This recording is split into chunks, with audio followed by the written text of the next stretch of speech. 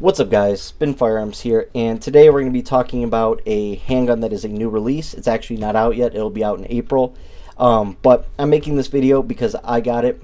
Gforce realized my love for the GF9 Rapture, which is a Glock 26 compatible upper with their own spin on the 26 for the lower. Now, I absolutely love that handgun. It's a great budget option, and I've had nothing but great luck with both of my models, but they saw the love I have for it, and this one was sent out.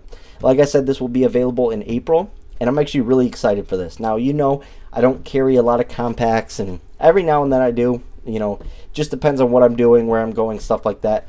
But in this case, this is another awesome budget Glock 19 clone, but this one right here is fully compatible with a Glock 19. It takes the Glock 19 mags, which everyone wants to know, does it take Glock mags? The answer is yes, whereas the GF9 Rapture did not take Glock mags. It has its own mags. So people are going to love this. They're going to love their own spin on it. And what's nice about it is, even though I love the dagger, I like this a lot better than the dagger.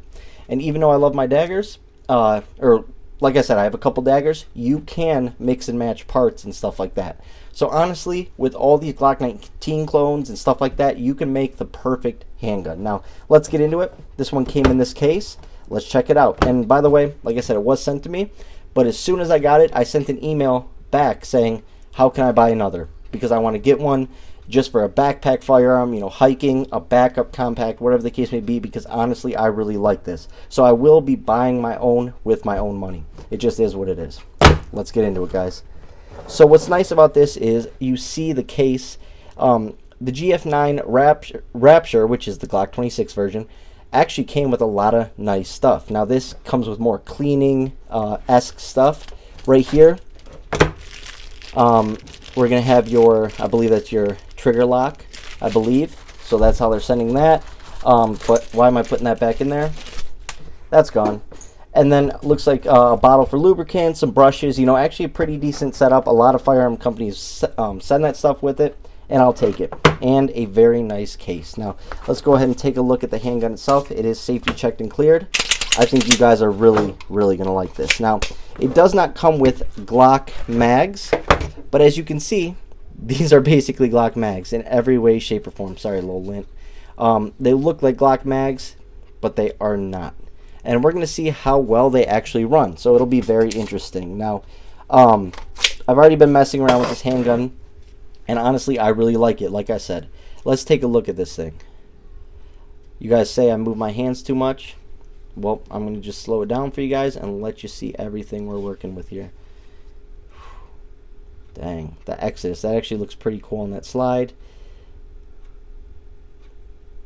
Very nice. Very nice. Alright, let's actually get into it, okay? Mags dropped. Serrations on the front and the rear. On the front, they're a little smaller, but they do work just fine. Up top, sight-wise, you have a 3-dot sight picture. I wish they would have gone back with the other sights they were using. They had fiber optic rear. I love that fiber optic front, but once again, this is a Glock pattern pistol, so you can get whatever sights you want for it. I will be swapping out that rear to probably a blacked out rear, which I actually have one upstairs, so that'll end up being perfect. But I do like the fiber optics that come on the other one. Now, sorry, I got a little bit of oil everywhere, but absolutely love the look of it, right? Now, let's see what else is on this handgun. It has a rail, obviously, it's a compact as it should. Memory pads. The memory pads actually feel really good. They're in like the perfect spot too. Sometimes you'll notice memory pads are a little too far this way or that way, or like a gas pedal takedown lever. These are right in the right spot. Now, the first thing I liked about this handgun when I picked it up was the overall texture and the grip.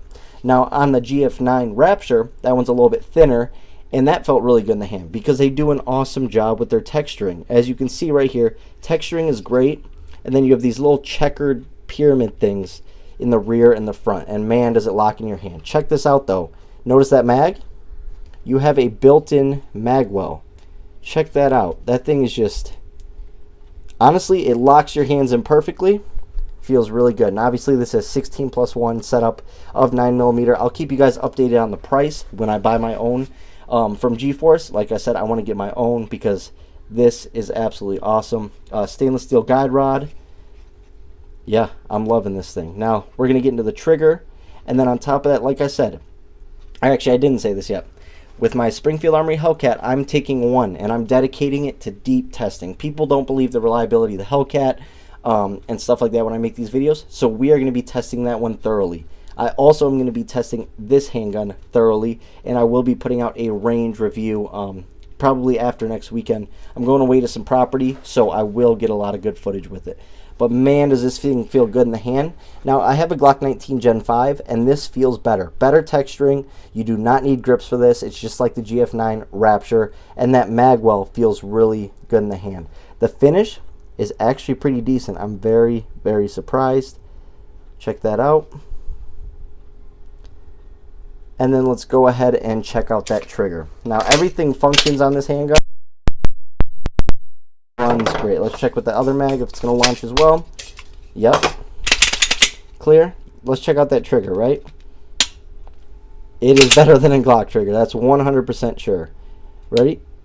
Short reset for a Glock clone. And this is where the ergonomics and this trigger is where it blows the dagger out of the water. Now check this out.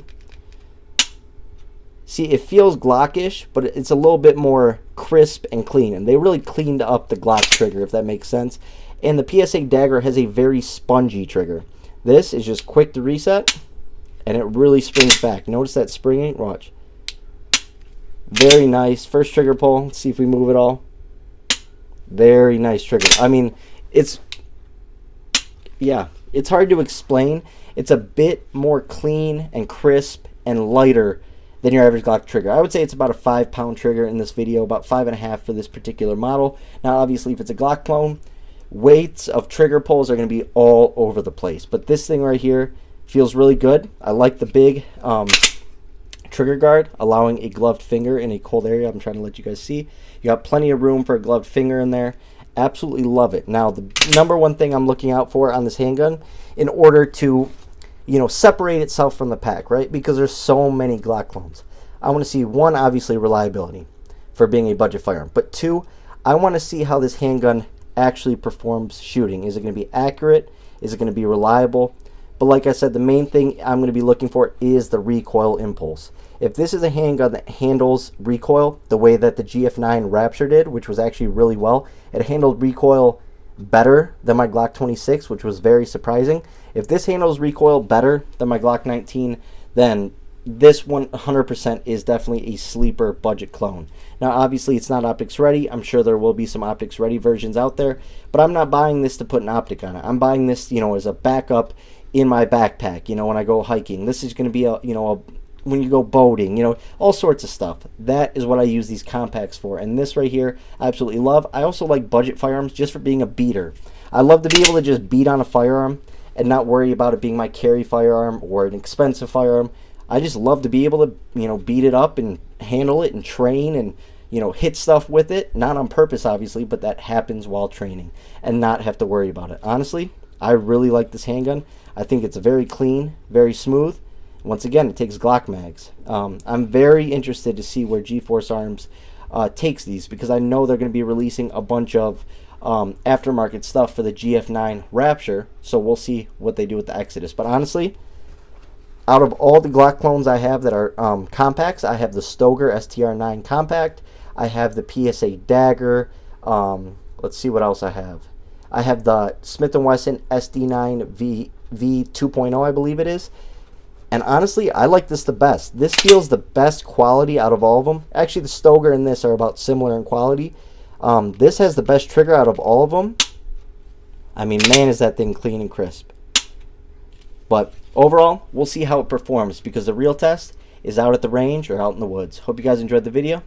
Thanks for watching.